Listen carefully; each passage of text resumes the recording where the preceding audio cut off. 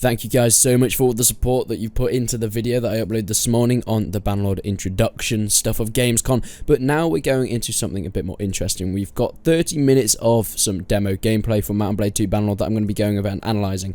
Now, this is from a different channel. They were interviewed by Rocket Beans TV Gaming, who are, you know, they're an official business that do this sort of stuff. So I'm not going to take this away from them. This is their interview, this is their gameplay, so there'll be a link in the description. You can go and watch that video, that's the full thing, but I'm going to be cutting up tiny bits of it and all the tiny bits of information out of it, so this is probably only going to be like, you know, 6 or 7 minutes. The whole thing's 30 minutes, so go and watch that thing first so you get all the information, and here I'll have like a summary of all the hidden things. I don't want to be taking that away from them, basically.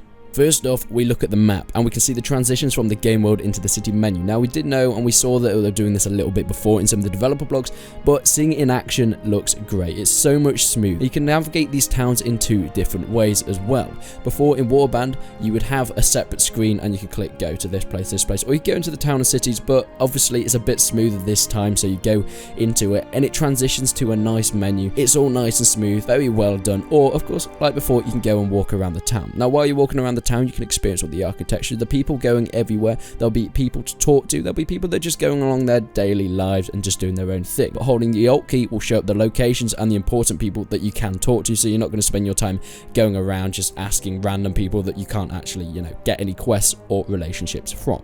Now, quite a while ago in a developer blog, they said that you can improve relationships with all the NPCs and things in these towns that you can get quests from. For example, if you increase your relationship with the recruiter, you'll be able to get better troops when you go recruiting, and so on, same with traders and all that stuff. Now, of course, you can try and improve all your relations, and you might think you can just get your way around this, get cheap everything, get cheap troops, get cheap trades, get cheap horses, all that stuff by just, you know, increasing your relations with everyone. But Bannerlord have tried, and Tailwars have tried to balance the game out, so this is not entirely possible, so you have to make decisions and tactical decisions who you want to be friends with. For example, helping one person might annoy someone else, so it's all balanced in a way that you can never become loved by all, and you're going to have to make these strategic decisions to who you want to be friends with and who you think you can push to the side for now, depending on what kind of army, what kind of gameplay you want, whether you want to be strong in the military acquisitions or you want to be better at being a merchant. Do get some information on how much they are doing with the game, how late stages they are on, and they did say they were doing finishing touches before, but now they've said in this video that they finished a lot of the early game stuff and completely polished that and finished all that stuff, but they need to do the same with mid and late game. I don't know if they're saying they need to finish the mid and late game or just need to polish the mid and late game. I'm hoping it's the latter, because who knows, but I feel like it might be a little bit longer the wait. But we've got some more gameplay, some more information to tide us over for now. Now, something incredibly new and incredibly cool.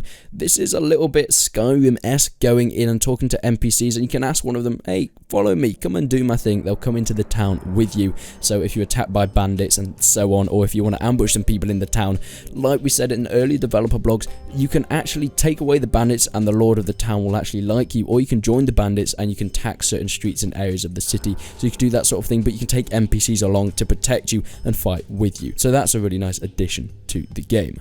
Recruiting screen looks absolutely awesome as well. Not do you just go in and you click recruitment and they'll give you a certain amount of recruits. Here you can actually choose who you want into your army. You can choose infantry, you can choose archers or cavalry, and this will change depending on what city you're in, who you're asking to how much of each troop they have, and the skill levels of them. Like I said, if you've increased your relationship with someone that trades better infantry, you're going to have higher tiers to recruit from the beginning. Right clicking on things throughout the game, maybe in the single player or throughout all your character screens and all that stuff, will bring up the Bannerlord Encyclopedia, a bit like Total War-esque. It tells you all the information about it. You can then go on separate branches and look at all the skills, acquisition, everything you need to know about each character and each part and aspect of the game. So you'll never be stuck, and it's sort of not necessarily forcing the tutorial down your throat, but if you need it, it's there, so you can get all the information that you'll ever need to know at your fingertips. Now, going on to the skill and level up screens, they look incredible compared to Warband. They made them look so nice and smooth. Here you can pick which skills you can increase, not just by clicking the level up button like in Warband, but you have to actually use that skill in game in order to level up. For example, trading more while you're playing throughout your game in Caradia will increase your trade profit skill, or using a bow more improves your bow proficiency faster. Now, you also have something called a skill focus, where you put focus points into certain skills. So this means that the more skills you gain throughout the game will be focused into this one skill that you put a focus. perks on. Normally they're spread out throughout your skills, but if you want one skill to go up a bit faster than the rest, you can put this focus skill on it and they will all go, and the majority will go to this skill. So because then you can then choose how you want your character to fight. There's also a perk system, which is a nice addition to the new Bannerlord single player. This is where you get enough XP, you get to a certain level, you can choose between 2 perks. You'll pick one or the other. May it be better at bows or better at sword fighting. Then at the next level you have to do it again. You'll have to choose one more perk between 2 options, and then so on and so forth. And this happens, you sort of have like a perk tree that you can go down, and therefore you're able to create and customize your character to how you want it throughout the game, not just at the beginning and choosing how you work when you first create your character, but dynamically throughout your gameplay. So you might change your mind later down the road, or you might stick down the same idea that you've had since the beginning.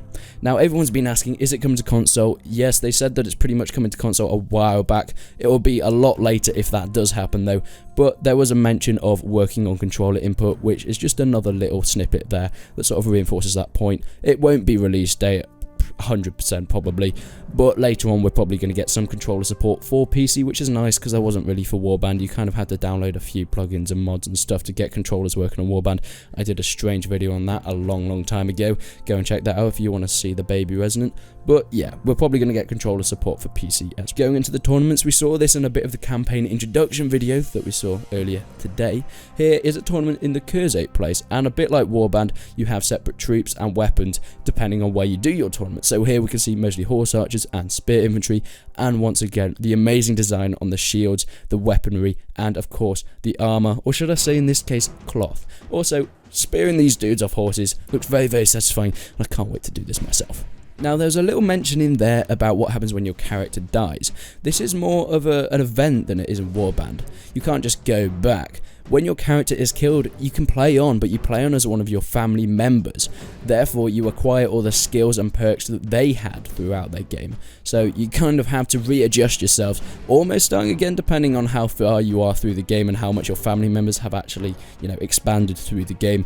But you're going to have to readjust to how they wanted to play. That AI played that character before, so as you die, you come up as that person. So you're almost pretty much starting again. Now finally, they talk about a bit of the customization of the castles and the towns. So we do know you can customize stuff.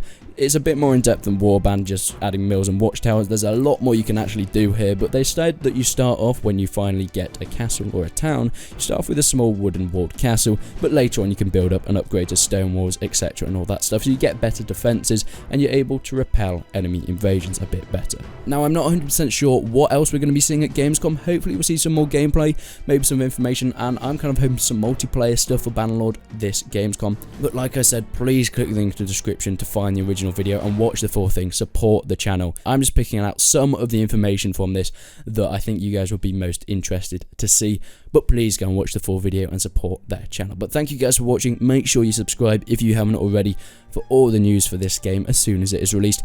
But until then, I will see you in the next one.